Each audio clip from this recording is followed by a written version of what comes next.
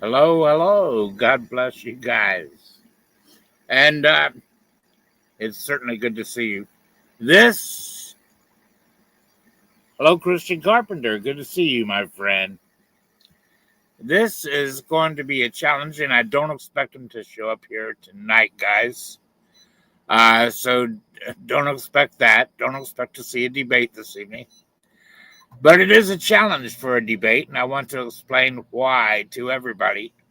And hopefully, I can embarrass this group of people into accepting. Because you're not going to find a fair debate with these guys on their home channel, unfortunately, or even just an honest discussion.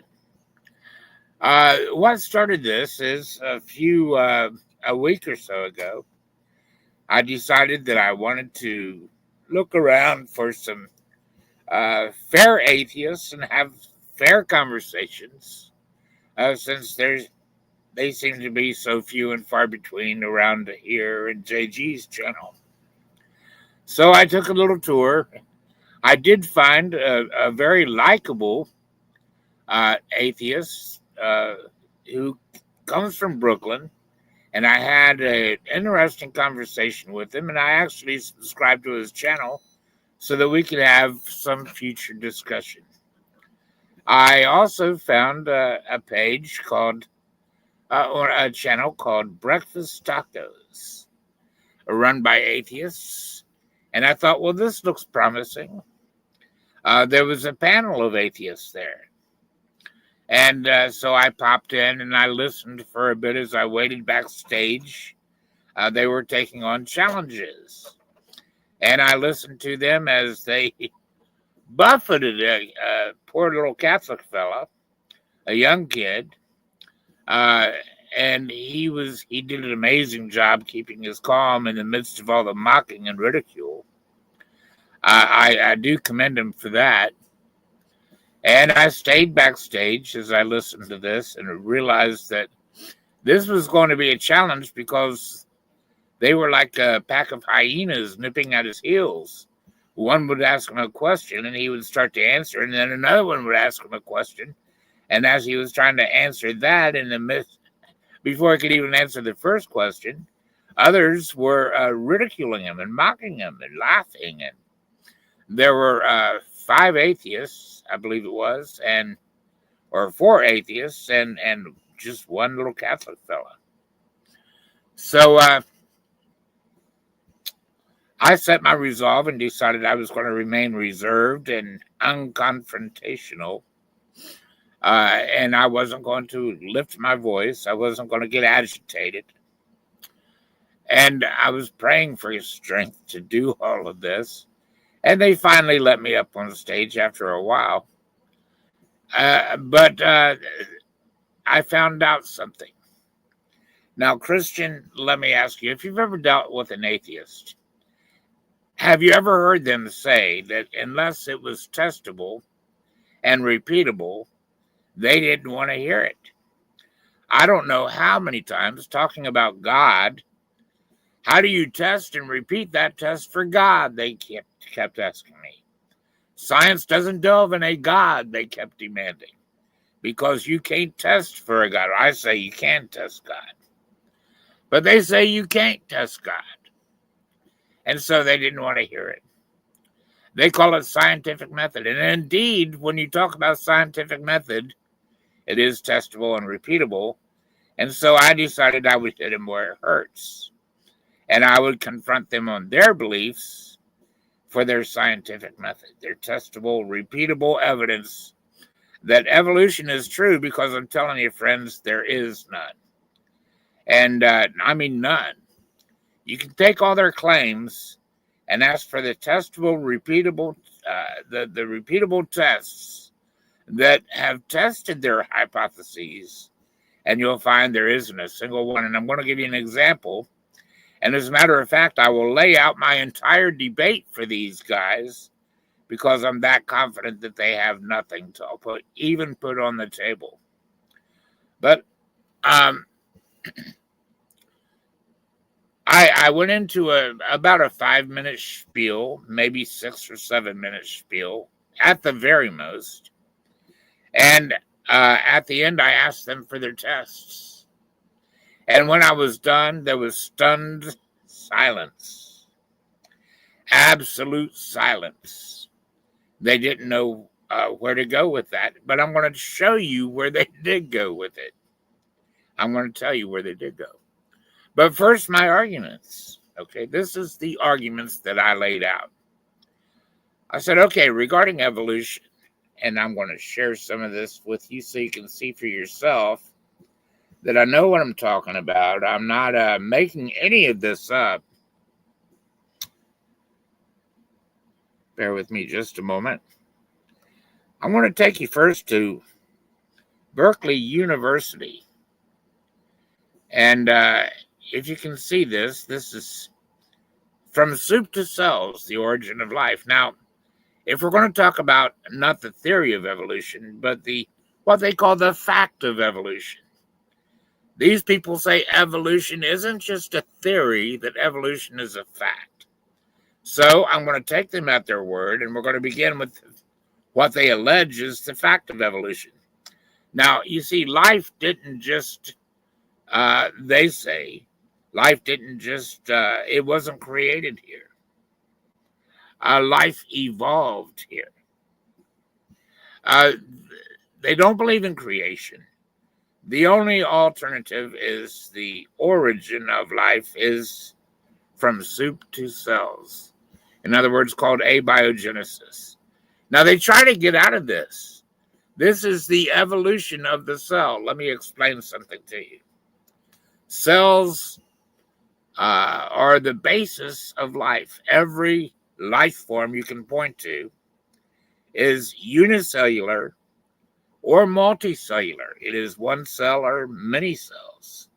But the point is, you have to have at least one cell to have life. Life is encapsulated in cells. So what the theory is that life evolved. Cells evolved. You had the falling together of what they call protocells. They just fell together and then somehow popped to life. They self-formed, popped to life, and then created further cells, more modern cells. Okay, that is the theory. Now, some folks, though, believe that life didn't evolve that way on Earth, and they try to put it off, and you're going to get an infinite regress if you keep doing this. But they try to put it off and say that, no, life came here first from other planets. It was panspermia. In other words, life didn't evolve here on Earth. Life evolved somewhere else, and it came to Earth, usually probably by way of asteroids or comets or something like this. And from there, life took off and began to evolve. But eventually, you had to have what they call abiogenesis somewhere in this universe. What is abiogenesis? That is the falling together of a cell.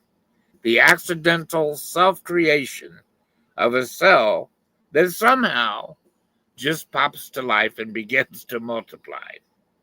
Now, let me explain something really quick. No one has ever observed this in nature, and no one has ever been able to recreate this in a laboratory. Never, ever, ever.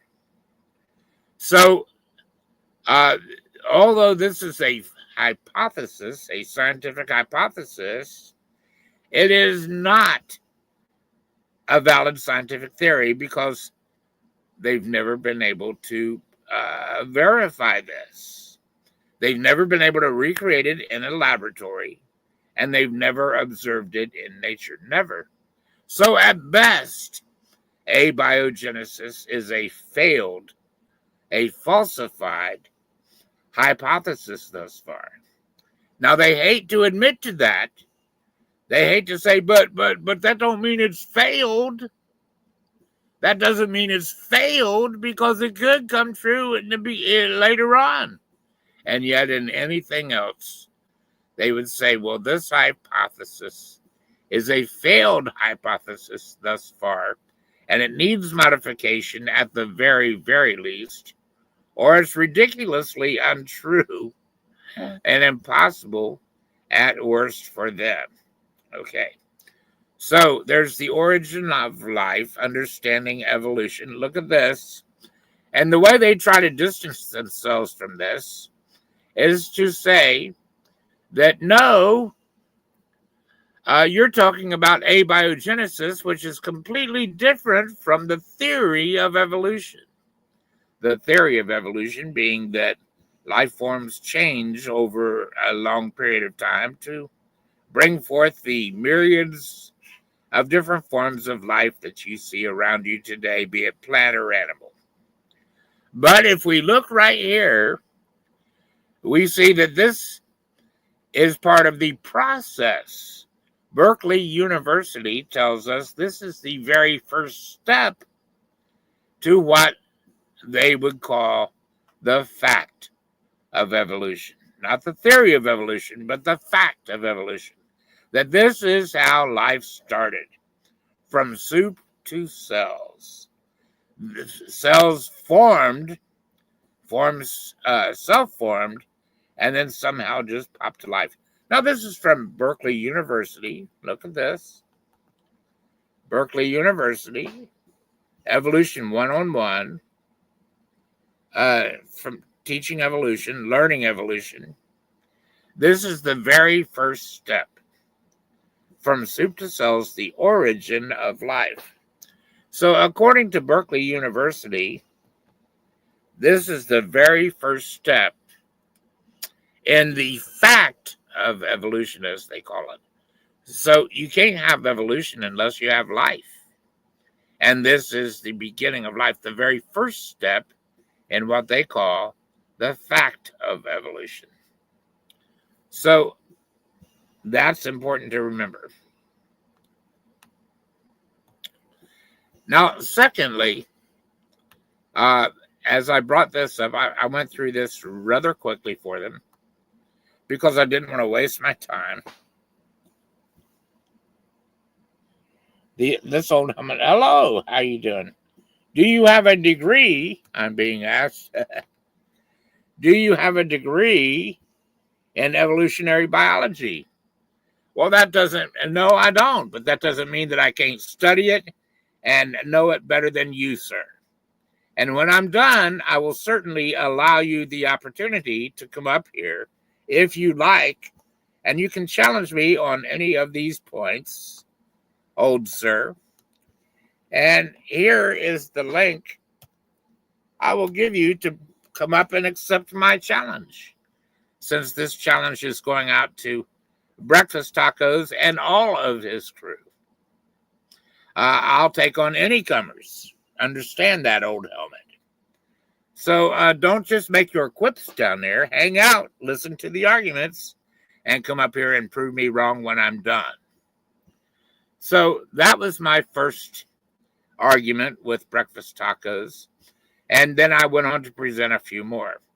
First of all, you don't even have step one in your fact of evolution. You don't even have step one. You can't even point to the creation of a cell, whether it's self-formed in nature or formed in a laboratory. You can't even point to that. I believe the old helmet just left. So then we've got step two, which I pointed out. You don't even have step two. So you don't have step one in evolution. You don't have step two. What is step two in evolution? Step two in evolution would be, and let me tell you, I'm willing to put my argument right out here on the table for Breakfast Tacos and his friends before they even accept the debate, so they can prepare for these arguments and prove me wrong. Now, why am I so confident? Because there is no information that overthrows these facts. There is no fact of evolution. There are the facts that present it from being a fact, or even a valid theory. So step two, not only do you don't have the creation of a cell in the first place, but let's give you a cell. Let's give you that first miracle that you begged for. Okay, so you have a cell. I'm giving it to you. You have a cell. Now what? You got to go from a single-celled organism, that single-celled life, you've got to go to a multicellular organism. You've got to go to multicellular life. Humans are multicellular. Mice are multicellular. Plants are multicellular. So you have to get the first multicellular life form out of a single-celled life form in order to come to humans, mice, rats, cats, dogs, and plants. You've got to do that. But we've got a problem now. A single cell never, ever splits into a multicellular organism. Never. A cell reproduces itself by what they call mitosis. Mitosis, my friends, is just the simple splitting of the cell into two identical sister cells. And that's all it is. That's how they reproduce. They can only reproduce what they are. They don't reproduce anything else. They split into two sisters, just like the single cell that they once were. So now you never in a laboratory has it ever been done. Has this ever been done where you can turn a single cell organism into a multicellular organism, cause it to reproduce into one? Neither is it. It's not done in nature. It's not done in the laboratory. Never. So you never observe that. You can't do it in a laboratory, meaning that you're stuck with that single cell, and you can never, ever, ever come to cats and dogs and rats and people and plants and trees. It just doesn't happen. Because you can't even get to step 2. Now, let's look at what they call evidence for evolution. These guys, every one of them, have said to me that evening, all fossils are transitional. And most atheists will tell you this if they're scientifically minded. And they're trying to justify evolution.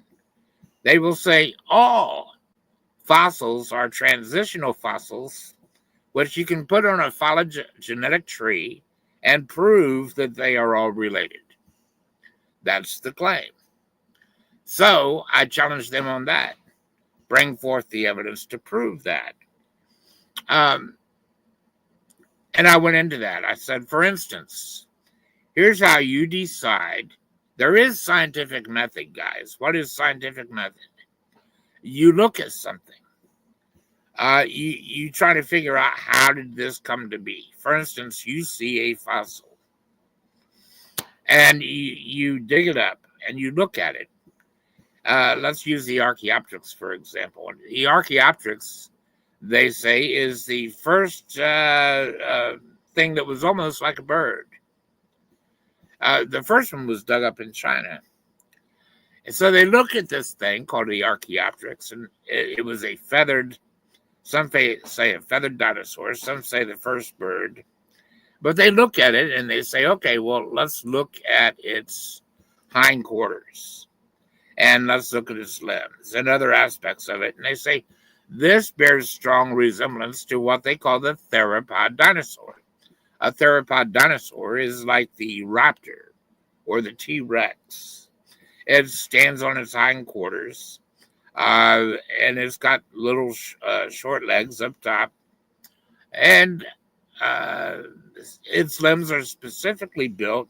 The bones are hollow, and it has other aspects of the skeleton that may bear a strong resemblance to the theropod dinosaur in the Archaeopteryx. They may look alike in many respects. But then they also say it bears a lot of resemblance with the modern bird, including the fact that it's feathered and etc.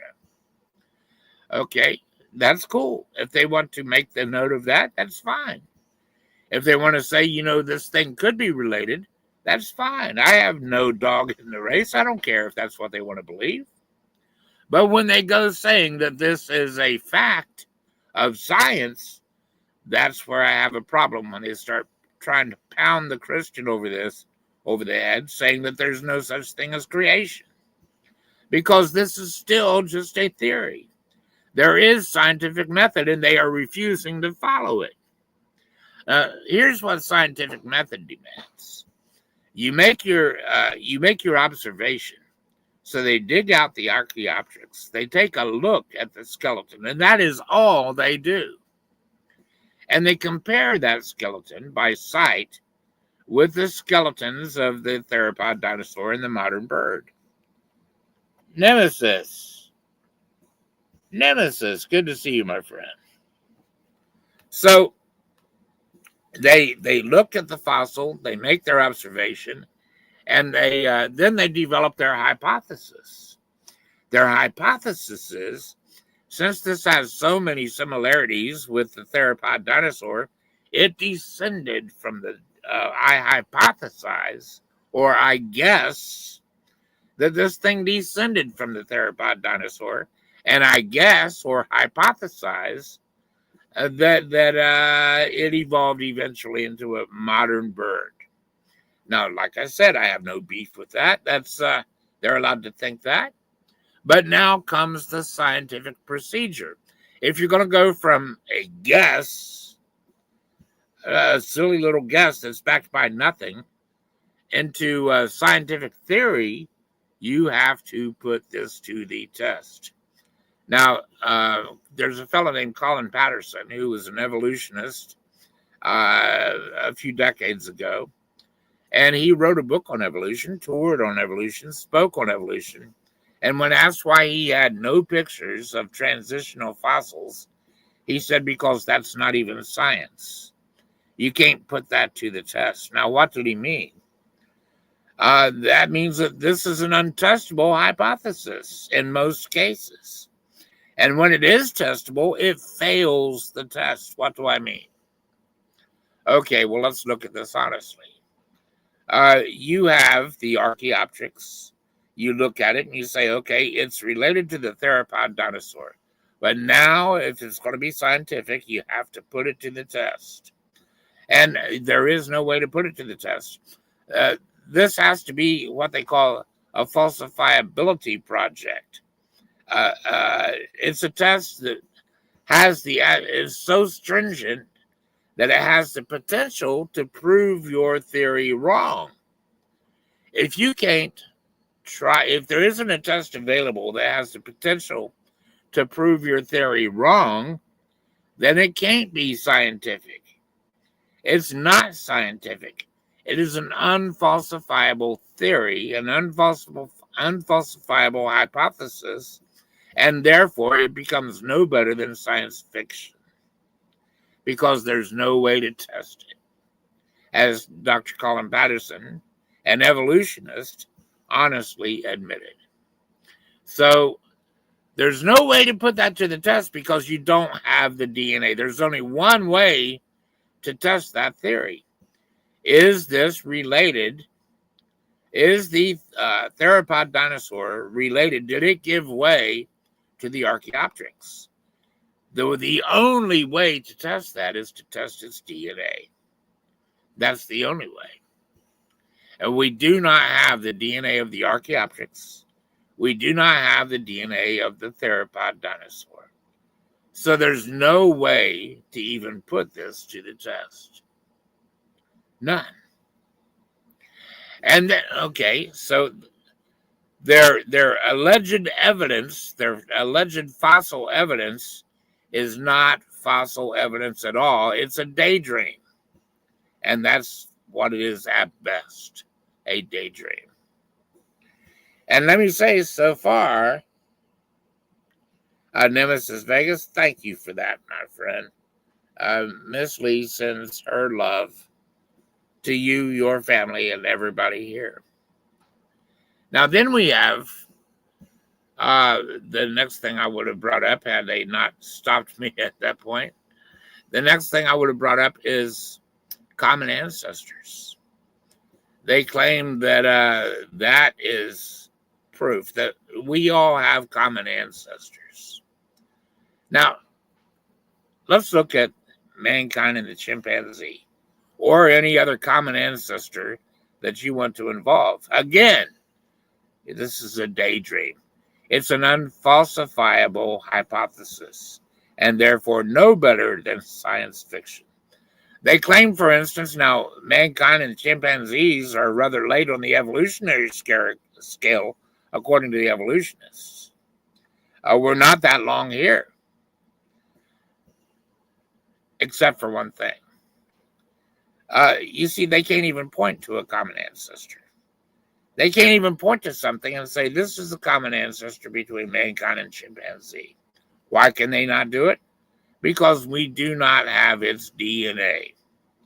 We do not have its DNA, and we cannot test the theory. So even if they said Lucy is an intermediate, Lucy is a common ancestor between mankind and chimpanzee. Let's just suppose they wanted to guess that. And that's only a guess. There's no way to put it to the test, because they do not have its DNA to test that. Now, there was a case where we did have, there was the dire wolf, and it was supposed for over 100 years that the dire wolf was the common ancestor of wolves and dogs. Except there's a problem with that. Dire wolves didn't die out all that long ago.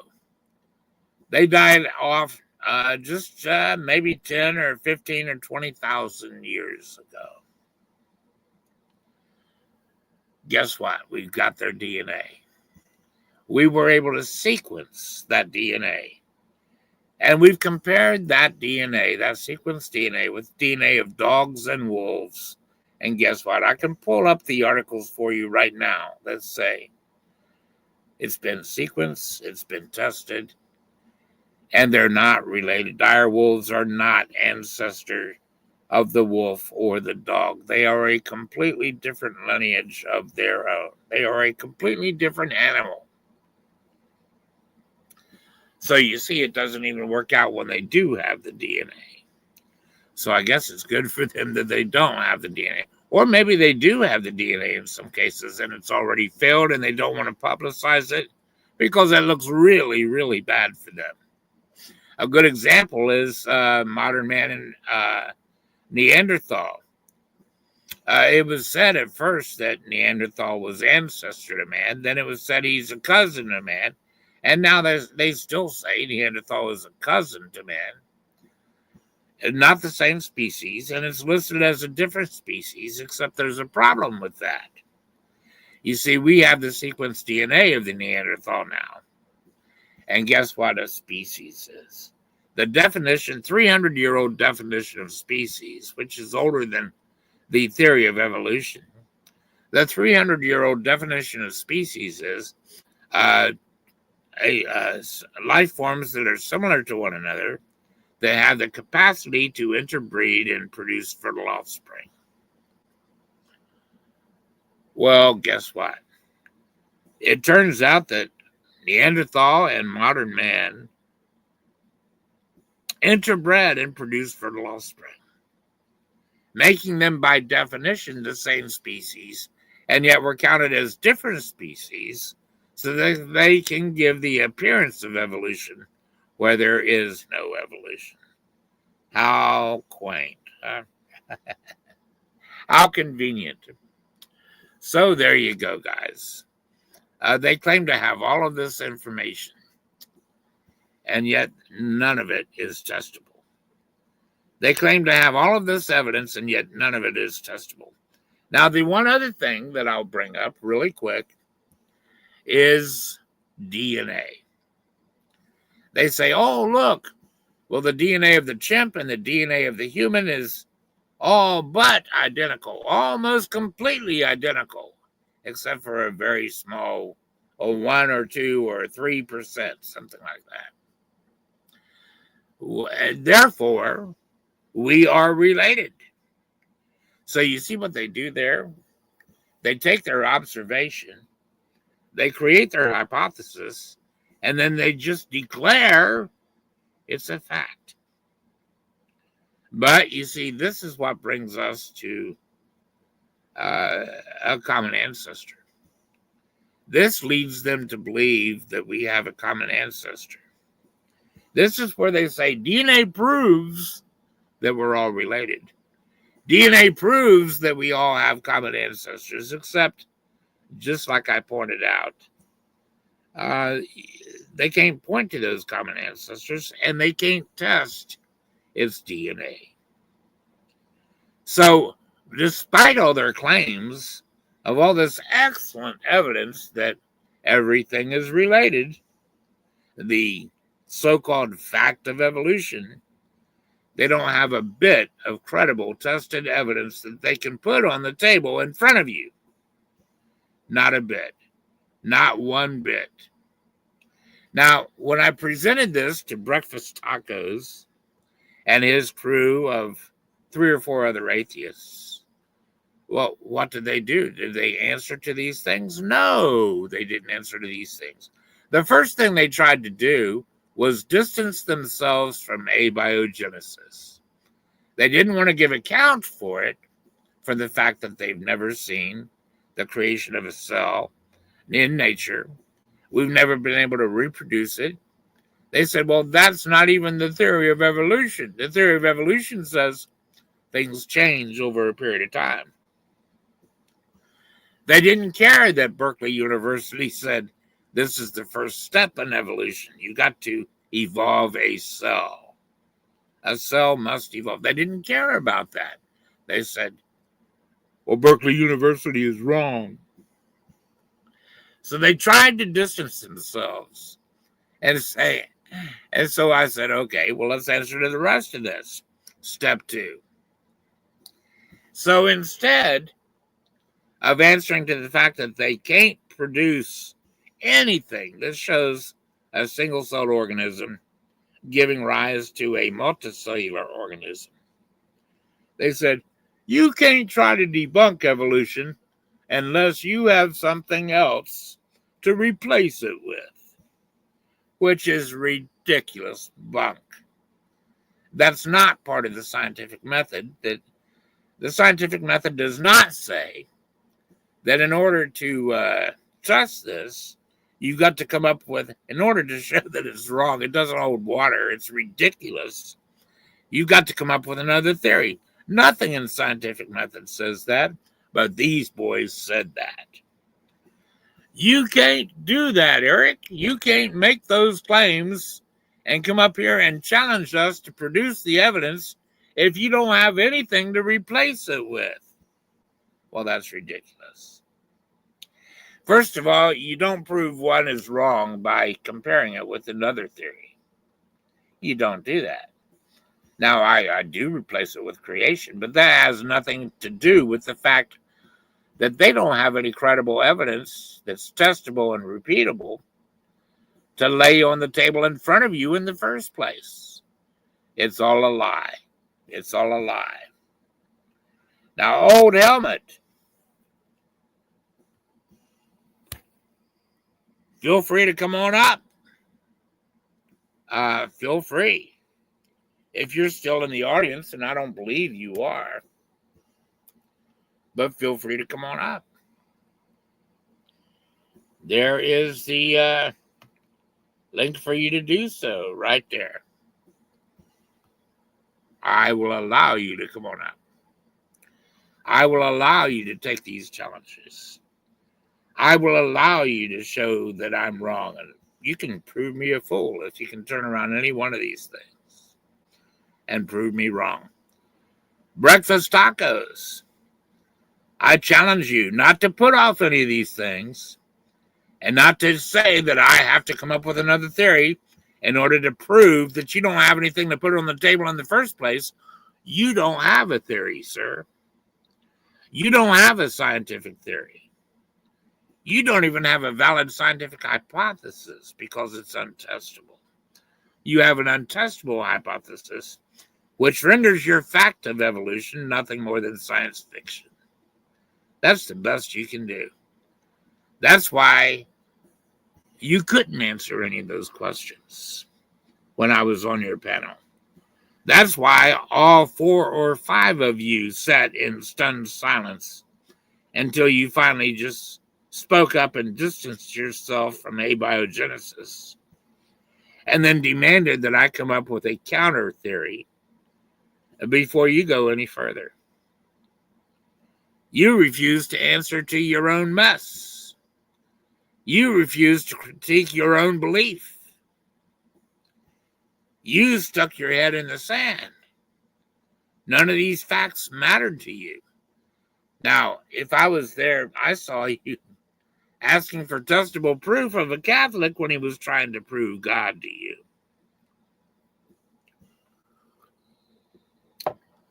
This renders you a hypocrite, sir. Nothing more than a desperate hypocrite. Nothing more than, you know what Dunning-Kruger is, guys? They are a perfect example of the Dunning-Kruger effect. They think they're intelligent. They think that the Christian is ridiculously foolish and Bronze Age nutcase. And they think that they have an advantage in science when they're not even practicing science. The Dunning-Kruger effect means that you have a group of people that think they're really smart when they're not. And I'm being kind. That's the Dunning-Kruger effect, and these guys are ate up with it. They think they're brilliant, they think they're scientific, and they don't even practice science with their own pet theories. They haven't put their own pet theories to the test, and they refuse to because there is no way to put them to the test. And they even refuse to admit that. Meaning that they're dishonest with you, they're dishonest with me, they're dishonest with themselves. What kind of person does it take to deceive themselves? Well, that's you, Breakfast Tacos. That's your entire crew. So with that, I see that Old Helmet did not want to come up here and defend evolution. I see that he didn't want to come up here and prove any of these points wrong. And now to send this out to Breakfast Tacos and his people. And I guarantee you, I do not expect any of them to step up to this. I don't. I'm going to see to it they have the opportunity. But I don't expect any of them to step up. As a matter of fact, Aaron Ra, dude, I challenge you to come up here. I challenge you to prove any of this wrong. And then what's the other one that has that internet show where he takes phone calls from Christians, and when he gets put in a corner, he boots them? What's his name again? He's the one that's married to a drag queen.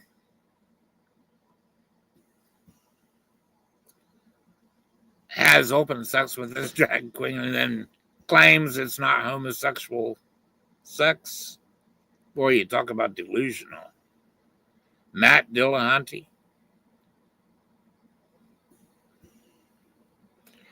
Look how deluded you are.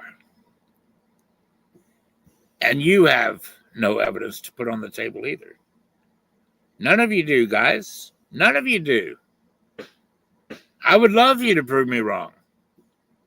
You won't even come up here and try, will you? I'll bet none of you will answer this call. But I'm going to see to it that every one of you get this call. With that being said and done, guys, I'm not going to belabor this. I'm not going to carry it on. I just wanted to put it out there. But let me show you one more thing before I go, before I end this. Hold on just a moment here. I got something else from Berkeley University. This is the evogram from their Evolution 101 course, and it's macroevolution, specifically the evolution of whales. Now, look up here. This is Evolution 101. This is from Berkeley University. You can type in macroevolution through evograms, the evolution of whales, Berkeley, and this will come up for you. And let's scroll down just a little bit. They say the first thing to notice on this evogram is that hippos are the closest living relatives of whales, but they are not the ancestors of whales. They go on to say, in fact, none of the individual animals on the evogram is the direct ancestor of any other as far as we know. And yet they go on here and present it as though one life form gives rise to the next. You have this little fella, and then you have the next little fella called the Pakicetus. The Pakicetus is a dog-sized animal, about the size of a medium to large-sized dog. He's a land mammal. He doesn't live in the water. And then you can see that he starts developing, his legs start turning into some kind of form of a flipper. And he starts looking a little bit like a dolphin. And then he starts looking a little bit more like, I don't know. And as we go on down the line here, he eventually turns into a modern whale. The only problem is, they say right here, they don't know that any of these are a direct ancestor of any of them. In other words, they don't have any proof of this at all. They have simply looked at the skeletons, made the declaration, put it on a chart, and called it the truth, without adding any scientific method to this at all to test the veracity of the claim. They have nothing at all. Now, look at this. I want you to read this. They just said they don't even know that any of these are related. So they certainly don't know that the Pakicetus is related to the whale. Look, hippos and large and aquatic animals like whales are large and aquatic animals like whales, but the two groups evolved those features separately from one another. That's the claim. We know this. Well, no, they don't know this. They suspect this, they claim this, but they certainly don't know this. They haven't tested this. The ancient relatives of hippos, called were not large or aquatic. They don't even know that these things are related. They haven't tested that hypothesis, and they can't test that hypothesis. Nor were the ancient relatives of whales what you see pictured on this tree, such as Pakicetus.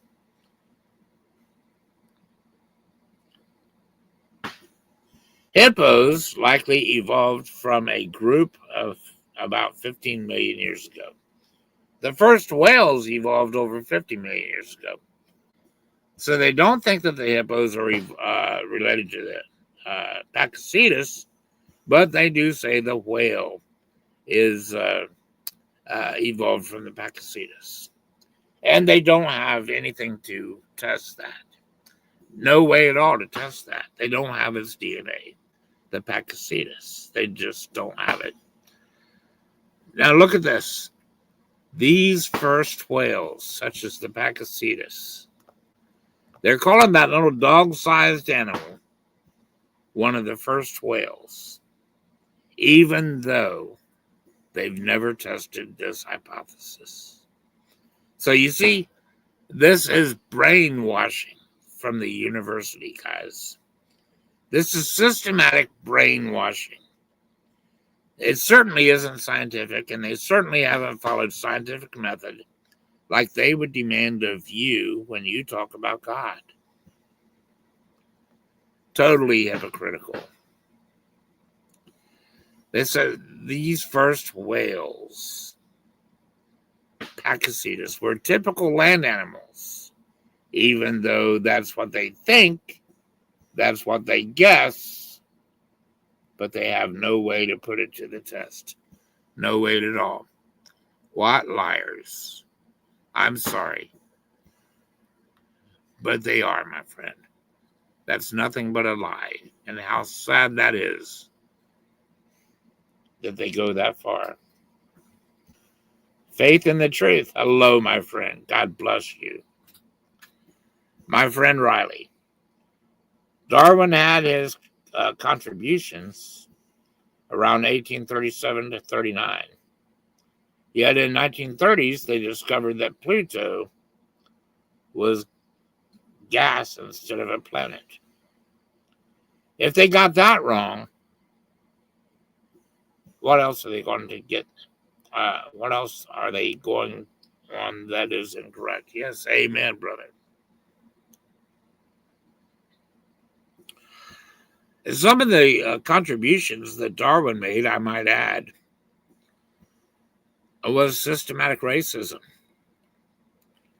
and the murder of many Africans and Indonesians that they said were subhuman.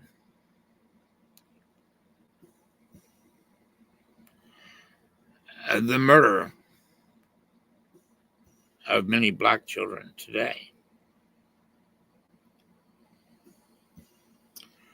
These are some of the contributions of Darwin. So there you go. Breakfast tacos, I challenge you to answer this positively. We know you won't. I challenge you, all your friends, I don't care if it's 1-on-1 or 4-on-1. We'll have a moderator. I will set up a moderator. And we'll have it in a place where you cannot overtalk. You can't put me backstage. And you're going to have to answer to these things or not. Either way, if you answer this, you know you will not fare well. Aaron Ra, Mike Dillahunty, I challenge you to answer this. If you can, if you don't, well, we'll just know why. Because everybody knows if you can make a fool of a Christian, you would. So there's only one reason why you wouldn't step up to a debate on this, 1-on-1. That's because you know you can't win it. With that being said, guys, I'm out of here. God bless you and thank you. This is Eric. I'm gone. Thank you very much. To the Christians out there, take heart.